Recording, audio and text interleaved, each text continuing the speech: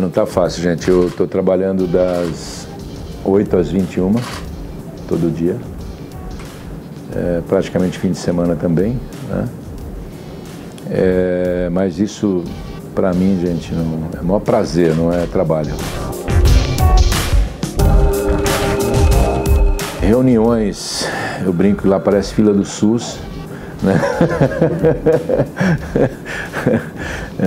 Assim, a gente faz muitas e nesse princípio, para a montagem do elenco, foram várias discussão de nome, discussão disso, daquilo. Uma reunião, umas 8 por dia, né? 7 por dia, as curtas e as longas, né? O trabalho com o Nobre tem sido para mim uma surpresa cada dia mais positiva, né? A liderança dele, a abertura que ele te dá para colocar os seus pensamentos. Se esses pensamentos forem já que ele concorda, ele manda tocar o barco, a praticidade é muito rápida dele. O envolvimento dele, né? É multimovimento, realmente não é uma chefia, é uma liderança.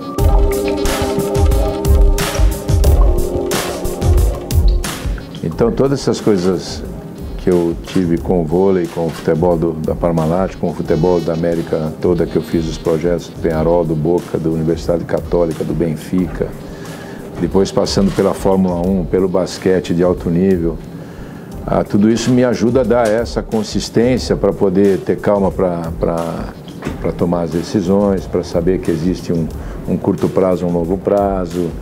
Então acho que essa situação é uma situação de vida, né, que me dá mais tranquilidade e segurança para fazer aquilo que o Palmeiras está pensando, né?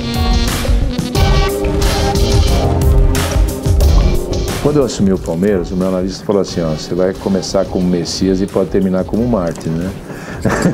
Então essa semana foi assim, né? Eu lembrei muito do que ele falou, né? E realmente foi muito duro, gente, foi muito duro porque assim, não era uma decisão fácil de ser tomada pelo Paulo e eu, era uma decisão contraditória, não era a decisão que nós gostaríamos de ter tomado, né? Não era a decisão. Mas, por exemplo, se o Barcos, por outras razões, o Barcos fica, talvez eu não tivesse esse elenco em volta dele, entendeu? Ia continuar um pouco a mesmice e tal, entendeu?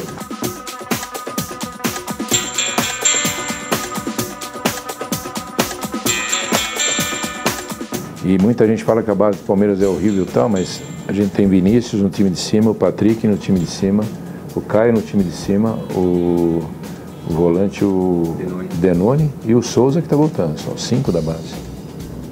E todo não é ruim. Poucos times grandes têm 5 jogadores provenientes da base. Por exemplo, eu trabalhava isso no Audax, que era um time de procedência formador, né? Então eu teria que ter sempre jogadores da base, mais jogadores da base em cima do que... No Palmeiras a gente vai ver realmente, mas precisa de no mínimo ter sempre 20% para motivar a base, para poder os meninos falar, eu jogo no Palmeiras porque eu tenho chance de jogar em cima.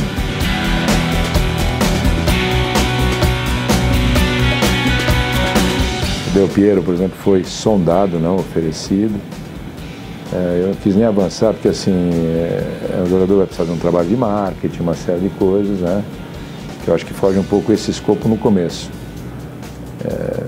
Tem alguns jogadores de seleção argentina, tem alguns jogadores de seleção italiana, quer dizer, então é um pouco difícil para a gente negociar nesse momento. E o que está legal, gente, é assim, muita gente agora começa a olhar o Palmeiras e querer vir para o Palmeiras, coisa que não tinha, né?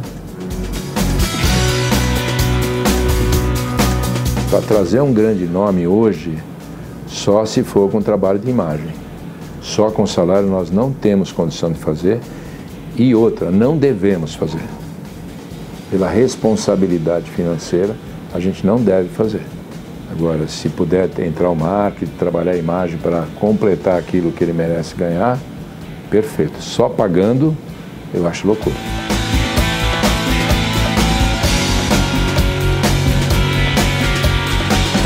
A gente mesclou nessas contratações jogadores um pouco mais rodados, que não sentisse tanto essa, por exemplo, vou dar um exemplo, o jogo de domingo, entrou o Charles não sente o jogo, quer dizer, não sente a pressão, tá? O Marcelo Oliveira, quando entrou no jogo contra o Cristal, normal. O Wilson, quando entrou, normal. Então tudo isso foi conversado com a comissão técnica. Eu sempre, quando fui treinador, o time ideal de vôlei, por exemplo, na cabeça minha, você tinha que ter 2 jovens, 2 médios veteranos e 2 veteranos. O jovem é aquele força, corre, mas não tem muito raciocínio, né? O médio faz as duas coisas, e o veterano faz pra cá, vai pra lá e tal. Esse é o time ideal. Se você olhar a montagem do time do Palmeiras hoje, tá um pouco assim.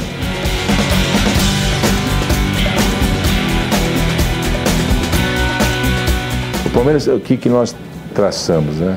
O grande objetivo é subir para a Série A. É o grande objetivo. Sem Série A, você não tem Centenário, você não tem Arena, você não tem uma opção de coisas, né? Mas o futebol é assim, você tem que traçar os objetivos a médio prazo e longo prazo, que é subir para a Série A, porque se você sobe para a Série A, você tem objetivos a médio e longo prazo, é para o crescimento. E tem os projetos de curto prazo, que você não pode fugir deles, e no nosso caso é a Libertadores e o Paulista. Dependendo da situação que ela se apresente, a gente pode ter chance. Então, qual o grande objetivo nesse momento? Classificar entre os 8 do Paulista e classificar na segunda fase da Libertadores. Porque o Paulista, se você classificar entre os 8, você tem o mata. Você só vai ter mata-mata no último jogo. Mata-mata, 2 jogos, você tem o mata. Dependendo da situação nesse mata, você pode chegar para uma final. Você não pode abandonar. Por isso até que a gente fez um elenco que mesmo não jogando a Libertadores, o cara tem condição de jogar o Paulista. E aí você tem como descansar o jogador, como preparar, você pode ficar mais fortalecido. E na Libertadores, se eu passar para a segunda fase, no mata-mata pode acontecer, eu vou ter mais 3 reforços, coisas do tipo que podem começar a ter chance, né? Então acho que assim, a gente não abandonou nada, mas o subir é o grande objetivo.